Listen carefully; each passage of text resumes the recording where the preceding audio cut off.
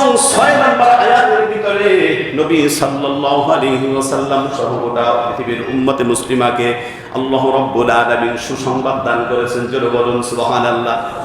সুসংবাদ দান করেছেন। পঞ্চম এবং ষষ্ঠ নম্বর আয়াতের ভিতরে আল্লাহ রাব্বুল আলামিন বড় সুসংবাদ দান করেছেন। সুসংবাদটা হলো আল্লাহ পাক বলেন ফাইন্না মাআল উসরি ইউসরান ইন্না মাআল উসরি ইউসরা। আল্লাহ পাক বলছে কষ্টের সাথেই আছে আনন্দ এবং দুঃখের সাথেই আছে সুখ।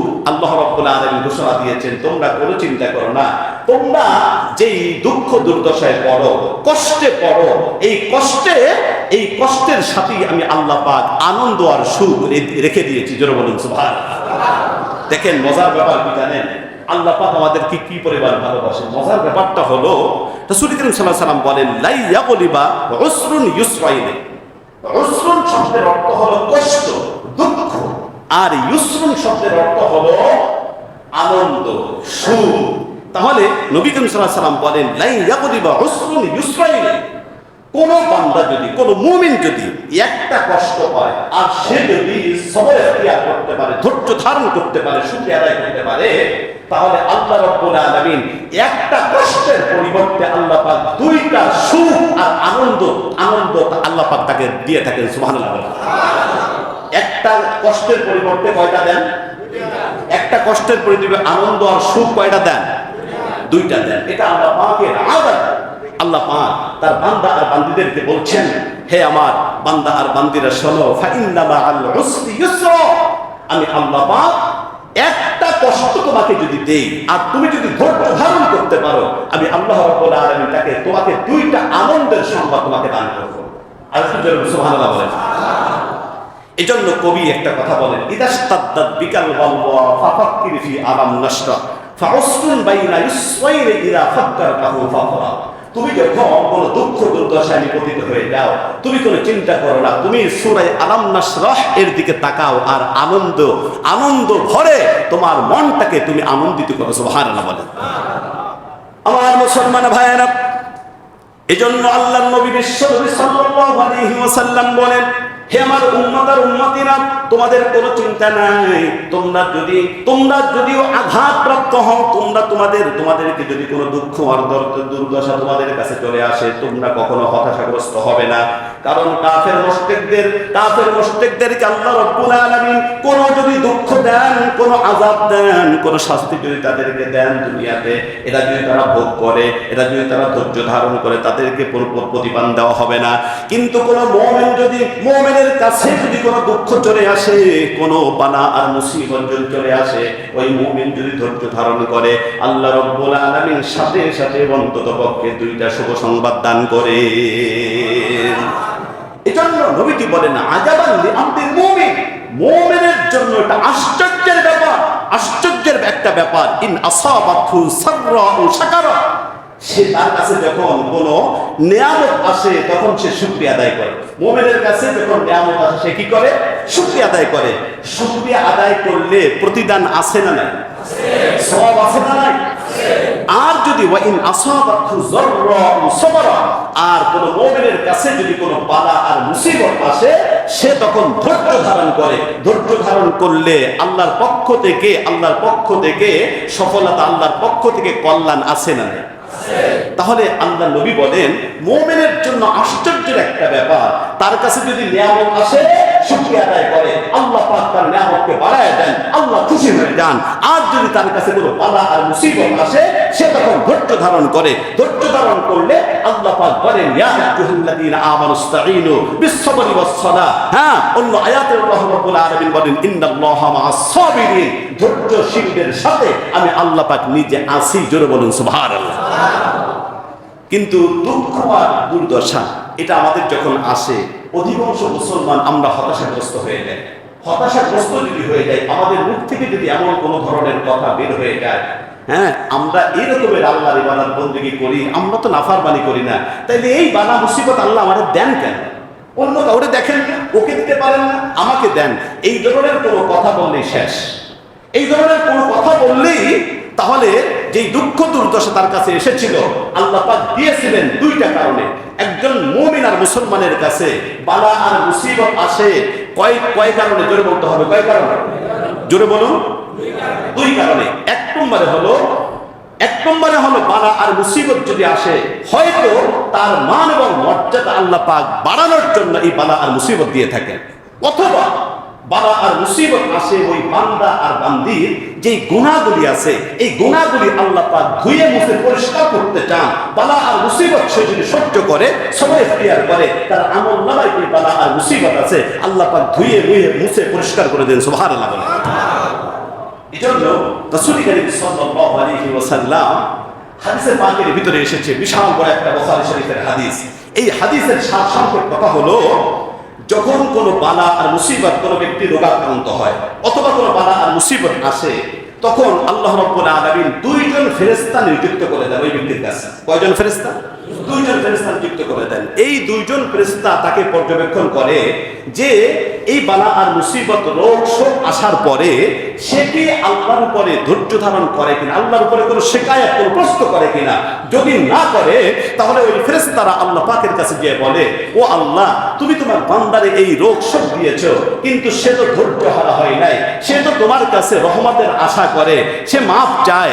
আল্লাহ রাব্বুল আলামিন বলছেন, আল্লাহ পাক বলেন, তুমি সাক্ষী থাকো, হে ফেরেশতারা তোমরা সাক্ষী থাকো, এই বালা আর মুসিবত আমি যদি দূর করে দেই, দূর করার পরে তাকে এমন রক্ত দিব যেই রক্ত আগের চাইতে উত্তম হবে, এমন গোশত দিব যেই গোশত আগের চাইতে উত্তম হবে। আর এই বালা আর মুসিবতে সে যদি মারা যায়, মারা যাইতে দেরি, আমি আল্লাহ পাক তাকে জান্নাত দিতে দেরি করব না। সুবহানাল্লাহ। কিন্তু বিপরীত দিকে যদি এমন হয়, রোগ শোক ওই ব্যক্তির ভিতরে, ওই রক্তের ওই ব্যক্তির কাছে আসার পরে, বালা আর মুসিবতে আক্রান্ত হওয়ার পরে সে যদি ধৈর্য হারা হয়ে যায়, আর এই কথা যদি বলতে থাকে, আল্লাহ তুমি আমারে দেখছো আর কাউরে তুমি দেখো না, ও আল্লাহ আমি তোমার কি ক্ষতি করেছি, তুমি আমার কাছে দুঃখ আর দুর্দশা দিলা, আমাকে বালা আর মুসিবতের ভিতরে কেন ফেলায়া দিলা, এই ধরনের কথা যদি বলা হয়, হাদিসে পাকের ভিতরে, বুখারী শরীফের হাদিসের ভিতরে এসেছে, এই কথাগুলি এই ফেরেশতারা আল্লাহ রাব্বুল আলামিনের কাছে বলে।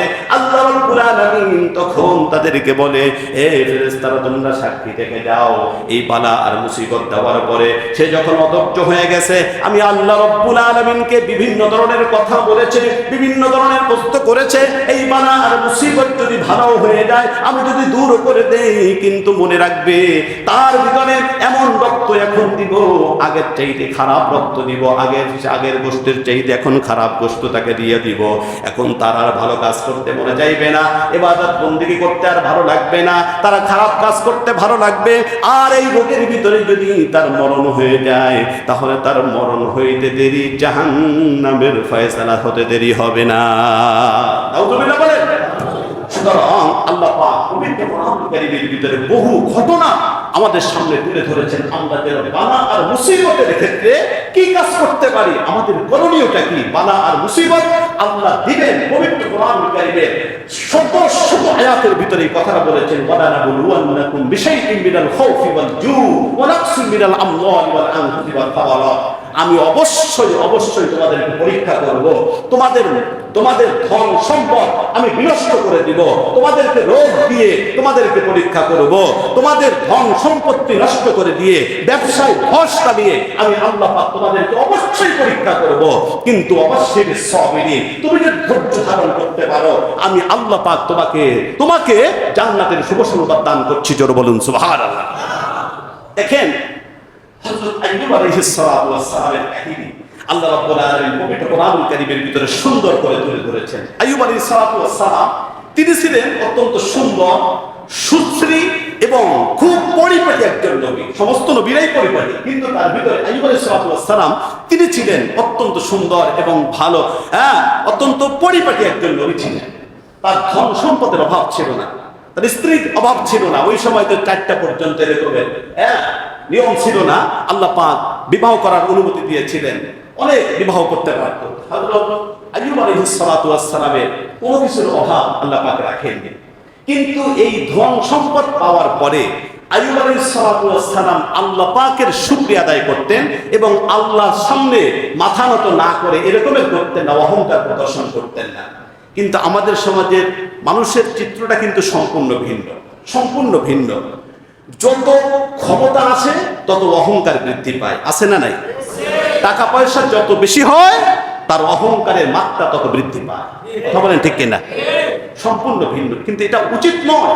আল্লাহ পাক ক্ষমতা যাকে দেন পরীক্ষা করার জন্য দেন, টাকা পয়সা দেন পরীক্ষা করার জন্য দেন। আল্লাহ পাক যেন আমাদেরকে বোঝার তৌফিক দান করেন, আমির বলেন। তো এখন শয়তান আল্লাহ রাব্বুল আলামিনকে বলছে, আল্লাহ তোমার আইয়ুব এই তোমার শুকরিয়া আদায় করে, এটা কেন করে জানো? কি জন্য করে? তারে যদি তুমি সবকিছু দিছো, কোনো কিছুর অভাব রাখো নাই, তাই তোমার শুকরিয়া আদায় করে। ওরে যদি অভাব দাও তাইলে দেখবা ও তোমার ধারে কাছেও যাবে না। নাউজুবিল্লাহ বলবেন না? এখন আল্লাহ পাক তো জানেন যে আমার নবী আইয়ুবকে দিই আর না দিই, কিন্তু এখন শয়তান চ্যালেঞ্জ করতেছে, পৃথিবীর মানুষকেও আল্লাহ পাক দেখাইতে চাচ্ছেন। তখন শয়তানকে আল্লাহ পাক বলতেছেন, আচ্ছা তুমি কি বলতে চাও? বলতেছে তাইলে তুমি তার ধন সম্পদ যা আছে সব শেষ করে দাও, দেখবা সে তোমার ধারে কাছে আর আসবে না। তখন আল্লাহ রাব্বুল আলামিন, অল্প বিশাল বড় ঘটনা, আল্লাহ রাব্বুল আলামিন তার স্ত্রী সন্তান সন্ততি ধন সম্পত্তি যা ছিল আল্লাহ রাব্বুল আলামিন একবারই শেষ করে দিয়েছে, একবারে শেষ করে দিয়েছে, সব শেষ। একজন শুধুমাত্র স্ত্রী ছিল হযরত রাহিমা, তিনি ছিলেন শুধুমাত্র তার কাছে, আর সমস্ত স্ত্রী যেগুলো আছে তারা অন্যত্র চলে গেছে, চলে গেছে, কেউ মারা গেছে, সন্তান সন্ততি সব শেষ হয়ে গেছে, ধন সম্পত্তি যা ছিল সব শেষ হয়ে গেছে, নিঃশেষ হয়ে গেছে।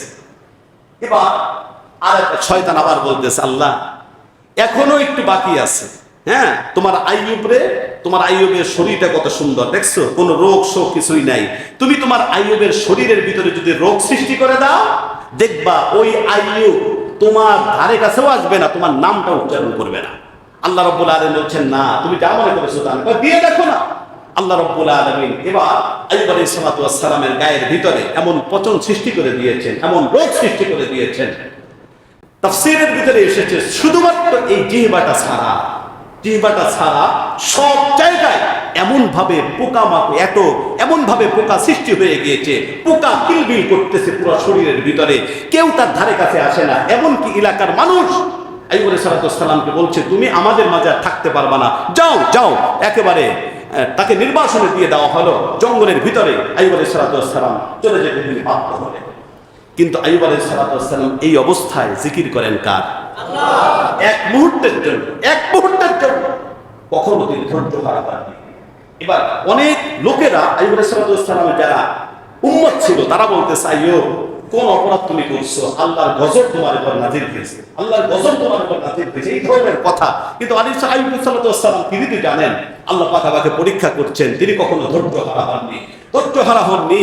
শয়তান বিভিন্ন ভাবে আইয়ুব আলাইহিস সালাতু ওয়াস সালামকে ধোঁকায় দিতে চাচ্ছে। আইয়ুব দেখছো, তুমি এত ইবাদত বন্দেগী করো, তারপরেও তোমার রব তোমার এই ধরনের বালা মুসিবত দিয়ে রাখছে, এই আল্লাহর ইবাদত বন্দেগী না করাই ভালো বলে। নাউজুবিল্লাহ বলবেন? এই ধরনের কথা বলতেছে আইয়ুব আলাইহিস সালাতু ওয়াস সালাম। দোস্তরে আমার, এভাবে করতে করতে অবস্থাটা এমন হয়ে গেছে, আইয়ুব আলাইহিস সালাতু ওয়াস সালাম পুরো শরীরের ভিতরে এই পোকামাকড়গুলি কিলবিল করতেছে, কামড়াইতেছে, কষ্ট হচ্ছে, খুব কষ্ট হচ্ছে। কিন্তু আইয়ুব আলাইহিস সালাতু ওয়াস সালাম তিনি এক সেকেন্ডের জন্য আল্লাহর নামকে ভুলে যান নাই। আইয়ুব আলাইহিস সালাতু ওয়াস সালাম তিনি আল্লাহ পাকের নাম নিতে শুরু করে দিয়েছেন। এমনকি হতে যখন অবস্থাটা এমন হয়ে গেছে, তাফসীরের ভিতরে এসেছে 18টা বছর পর্যন্ত এই লোকে আইয়ুব আলাইহিস সালাতু ওয়াস সালাম আক্রান্ত ছিলেন। শেষ পর্যন্ত যখন যেই দিন এই জিহ্বার ভিতরে যখন পোকামাকড় এসে যখন কামড় শুরু করে দিয়েছে, সাথে সাথে আইয়ুব আলাইহিস সালাতু ওয়াস সালাম তিনি আর সহ্য করতে না পেরে তিনি আল্লাহ পাকের কাছে তিনি দোয়া করেছেন, আন্নী মাসসানিয়াদ দুররু ওয়া আনতা আরহামুর রাহিমিন। ও আল্লাহ, এতদিন পর্যন্ত যে বালা আর মুসিবত আমার গায়ের ভিতরে ছিল, এতদিন পর্যন্ত যে পীড়া পোকামাকড় আমার শরীরের ভিতরে ছিল, অন্য জায়গায় কামড়াইতেছিল, কোনো সমস্যা আমার হচ্ছিল না, আমি কষ্ট পাচ্ছিলাম, কোনো সমস্যা নাই, কিন্তু আমি আমার জিহ্বাটা ভালো ছিল, এই জিহ্বা দিয়ে আল্লাহ তোমার ইবাদত বন্দেগী আমি করতে পেরেছি, তোমার নাম আমি করতে পেরেছি, আমি কোনোদিন কোনো শিকায়ত করি নাই, কোনো অভিযোগ করি নাই। ও আল্লাহ, আমার পায়ের ভিতর লেগেছিল, কিন্তু আমার জিহ্বা তো ভালো ছিল, এই জিহ্বা দিয়ে তোমার ইবাদত বন্দেগী আমি করতে পেরেছি, তোমার নাম জপতে পেরেছি। আমার শরীরের ভিতরে লেগেছিল, সমস্যা নাই, কারণ আমার জিহ্বা তো ভালো, তোমার নাম উচ্চারণ করতে পেরেছি। কিন্তু পোকামাকড় দেখো, আজকে সে যেই জিহ্বা দিয়ে তোমার নাম উচ্চারণ করতাম ওখানে আঘাত করেছে। আল্লাহ, আজকে তোমাকে আমি বলতে বাধ্য হচ্ছে, আল্লাহ এই দুঃখ দুর্দশা তুমি দূর করে দাও আল্লাহ। কারণ আমার জিহ্বা যদি ভালো না থাকে, তোমাকে যদি আমি জপতে না পারি, তোমার নাম যদি উচ্চারণ করতে না পারি, আমি বেঁচে থেকে আমার লাভ নাই। তুমি দুনিয়ার থেকে আমাকে হয়তো নিয়ে যাও, তা নাহলে আমাকে ভালো করে দাও। আমি তোমার নাম উচ্চারণ করতে চাই আল্লাহ, তোমাকে চাই, তুমি ছাড়া আমি কাউকে চাই না। জোরে বলুন সুবহানাল্লাহ। আমার মুসলমান ভাইয়েরা, এই কথা যখন হযরত আইয়ুব আলাইহিস সালাতু ওয়াস সালাম তিনি বলছেন, সাথে সাথে আল্লাহ রাব্বুল আলামিন দোয়াকে কবুল করে নিয়েছেন। আল্লাহ রাব্বুল আলামিন আইয়ুব আলাইহিস সালাতু ওয়াস সালামকে ডাক দিয়ে বলেন, উরকুয বিরিজলিকা হাযা মুগতাসালুন বারিদুন ওয়া শারাব। আল্লাহ রাব্বুল আলামিন বলেন, ও আইয়ুব যাও, তোমার দোয়াকে আমি আল্লাহ রাব্বুল আলামিন কবুল করে নিলাম। একটু কষ্ট করে তোমার পা দিয়ে জমিনে একটু আঘাত করো। আমার বন্ধুগণ, আমার আইয়ুব আলাইহিস সালাতু ওয়াস সালাম যখন তার পা দিয়ে, তার গোড়ালি দিয়ে, পায়ের গোড়ালি দিয়ে জমিনের ভিতরে যখন একটু আঘাত করেছে, আঘাত করার সাথে সাথে আল্লাহ রাব্বুল আলামিন একটা ঝর্ণা প্রবাহিত করে দিয়েছেন, একটা ঝর্ণা বের করে দিয়েছেন।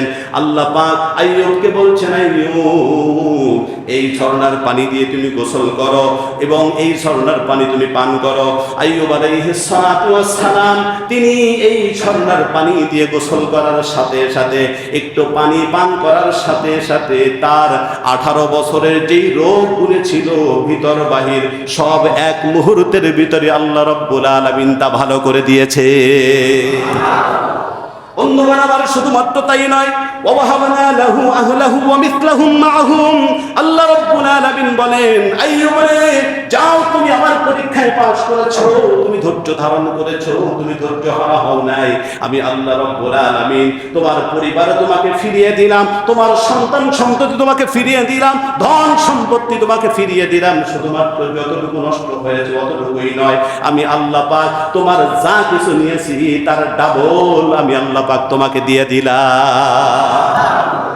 আল্লাহ পাক স্ত্রীদেরকে ফিরিয়ে দিলেন, সন্তান সম্পত্তি আবার আল্লাহ পাক জীবিত করে দিলেন। শুধুমাত্র তাই নয়, যেই ধন সম্পত্তি ধ্বংস হয়েছিল এর চাইতে ডাবল ধন সম্পত্তি আল্লাহ পাক তাকে দান করেছেন। কিভাবে দান করেছেন? আইয়ুব আলাইহিস সালাতু ওয়াস সালাম একদিন গোসল করতেছিলেন, ইতিমধ্যেই পঙ্গপাল আছে না, পঙ্গপালের মতো তার উপরে স্বর্ণের বৃষ্টি বর্ষণ করছে। পঙ্গপাল এ কেমন জন্য, এগুলো স্বর্ণের বৃষ্টি, এরকমের পঙ্গপালের মতো আইয়ুব আলাইহিস সালাতু ওয়াস সালামের উপরে বৃষ্টি বর্ষণ করতে শুরু করে দিয়েছে।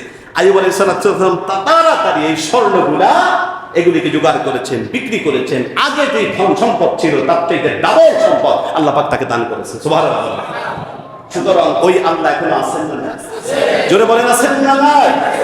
সুতরাং দুঃখ, দুর্দশা, বিপদ, মুসিবত আসলে হতাশা হওয়া যাবে না। কথা বলেন ঠিক কিনা? দুঃখ দুর্দশা আল্লাহ পাক দেন আমাকে পরীক্ষা করার জন্য। ধৈর্য ধারণ করলে আল্লাহ পাক, অনেকেই বলে, আমি অনেকদিন আগে একটা কথা বলেছিলাম, দেখেন বলে হুজুর এত দোয়া করি, দোয়া তো কবুল হয় না। বলে না অনেক দোয়া করি না, অনেকে আমাদেরকে বলে আগে শুনলাম হুজুর দোয়া করলে একেবারে জায়গায় কি করতো, দোয়া করে যদি ফু দিত তাইলে যে বাসন অথবা যে পাত্র আছে পাত্র ফাইটে করে দিত। এইটা তো হুজুরদের পাওয়ারের দোয়ার ভিতরে পাওয়ার ছিল। কিন্তু এখন হুজুররা যদি ফু দেয় তাইলে ওই কাঁসার বদনা তো দূরের কথা, একটা প্লাস্টিকের বদনাও ঘটে না। অনেক কিছু বলে না, হুজুরদের দোয়া এখন কি নাই, কোনো পাওয়ার নাই। এর অনেক কথা বলে, কিন্তু একটা কথা মনে রাখবেন, হাদিসে পাকের ভিতরে এসেছে কোন মুমিন আর মুসলমান যদি দোয়া করে, কোন মুমিন কোন মুসলমান যদি দোয়া করে, এই দোয়া অবশ্যই কবুল হয়। সুবহানাল্লাহ বলেন। তিনটা পদ্ধতিতে, কয়টা পদ্ধতিতে? আপনারা কি আমার কথা বুঝতেছেন নাকি ঘুমাচ্ছেন? হাত জাগান তো, নারে তাকবীর। আল্লাহ কবুল করেন। সময় শেষ হয়ে গেছে। দেখেন, মুমিন যখন কোন দোয়া করে তখন তিনটা পদ্ধতিতে কবুল করে। কয়টা পদ্ধতিতে? এক নম্বর পদ্ধতি, হয়তো যেই জিনিসটা চাইছে ওটা দিয়ে দেন। এরকম হয় না? আল্লাহর কাছে চাইছে দিয়ে দিয়েছেন, হয় না? এরকম হয়, দেখবেন অনেক সময়। হয়তো আল্লাহ পাক সরাসরি দিয়ে দেন। দ্বিতীয় নম্বর, হয়তো আল্লাহ পাক যেই জিনিসটা চাইছেন ওই জিনিসটা দেন না, কিন্তু যেই জিনিসটা চাইছে ওই জিনিস পরিমাণ তার যে বালার মুসিবত ছিল আল্লাহ দূর করে দেন। এটার পরিবর্তে কি করেন? বালা মুসিবত দূর করেন। কবুল হয়েছে, যেটা চাইছে ওটা না দিয়া তার উপর যেই বালা আর মুসিবত আসতেছিল তার দোয়ার কারণেই বালা মুসিবত দূর করে দেন। সুবহানাল্লাহ বলবেন না? তৃতীয় নম্বর, যে দুনিয়াতে আল্লাহ পাক দেন না, এই দোয়াটা কবুল করে আখিরাতের জন্য রেখে দেন। কারণ আল্লাহ তো জানে আমার বান্দার কোন জায়গায় দিলে উপকার হবে, দুনিয়াতে দিলে উপকার হবে নাকি আখিরাতে দিলে উপকার হবে। আল্লাহ জানেন কি জানেন না বলেন? সুতরাং কোন মুমিন আর মুসলমান যখন দোয়া করে তখন অবশ্যই কবুল হয় তিনটা পদ্ধতিতে। হয়তো সরাসরি দেন, তা না হলে ওই পরিমাণ দুঃখ দুর্দশা বাড়ার মুসিবত দূর করেন, অথবা আখিরাতের জন্য রেখে দেন, তার জন্য আল্লাহ পাক জান্নাতে দিবেন। সুবহানাল্লাহ বলেন। সুতরাং শেষ করে দিতে চাচ্ছি আজকে। এরপর সর্বশেষ দুইটা আয়াত, ফাইদা ফারাগতা ফানসাব ইলা রাব্বিকা ফারগাব। আল্লাহ পাক বিশ্বনবীকে বলছেন, ও নবী, যখন আপনি অবসর হন, অবসর হওয়ার সাথে সাথে ইবাদত বندگিতে মশগুল হয়ে যান।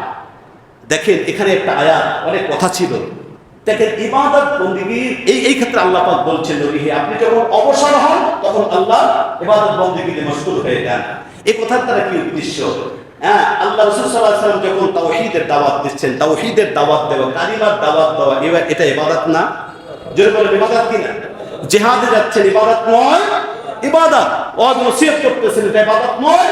ইবাদত করছেন, এগুলো ইবাদত। কিন্তু তারপর আল্লাহ পাক বলছেন, এগুলোতে করছেন মানুষের সামনে, মানুষের সাথে সম্পৃক্ত একটা ব্যাপার, এটা মানুষদেরকে দাওয়াত দিচ্ছেন। কিন্তু ও নবী, আপনি আমার জন্য একটা সময় একটু বের করেন, একাগ্রে আপনি আর আমি প্রেম করতে চাই। সুবহানাল্লাহ। শুধুমাত্র আল্লাহ পাক বিশ্বকে বলছেন, এখান থেকে আমাদেরকেও বলছেন।